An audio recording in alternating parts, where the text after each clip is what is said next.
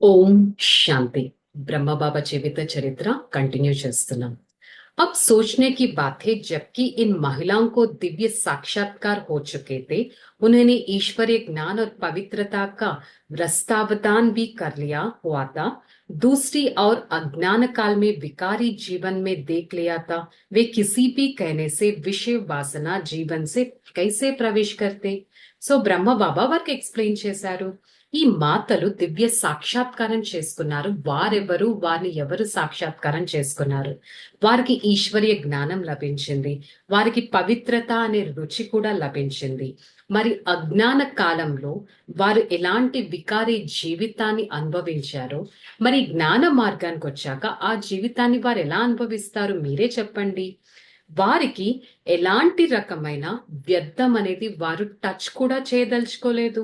మరి ఈ విధంగా బ్రహ్మ బాబా వారికి ఎక్స్ప్లెయిన్ చేశారు. పవిత్రత నియమం చాలా దృఢంగా పాలన చేసినట్టయితే, ఆ సమయంలో చేశారు కాబట్టి ఎంతో అలజడి వచ్చింది. అందరూ ఆలోచించడం మొదలు పెట్టారు, అసలు ఈ సత్సంగానికి ఎవ్వరూ ఎప్పుడు వెళ్ళకూడదు అని.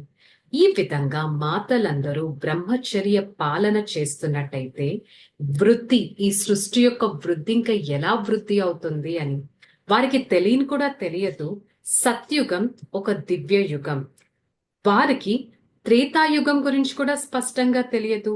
అసలు సతోగుని యుగం గురించి కూడా తెలియదు. దేవి దేవతలు కూడా వికారి మార్గంలో వెళ్లేవారని వారు భావించారు. కానీ వారెవ్వరికి పవిత్రత యొక్క యాక్చువల్ పరిచయం తెలియదు. యోగం మరియు జ్ఞాన బలంతో అక్కడ సత్యుగంలో జన్మ తీసుకుంటారు అనేది కూడా వారికి తెలియదు. ఈ విధంగా ఈశ్వర్య జ్ఞానంతో ఇక్కడ మాతలు ప్రతి కార్యం చేస్తారు అనే విషయం కూడా తెలియదు.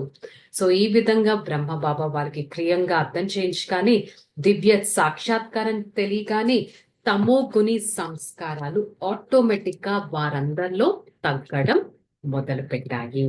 సో రేపటి ఎపిసోడ్ లో మళ్ళీ మనం తెలుసుకుందాం. ఓం శాంతి.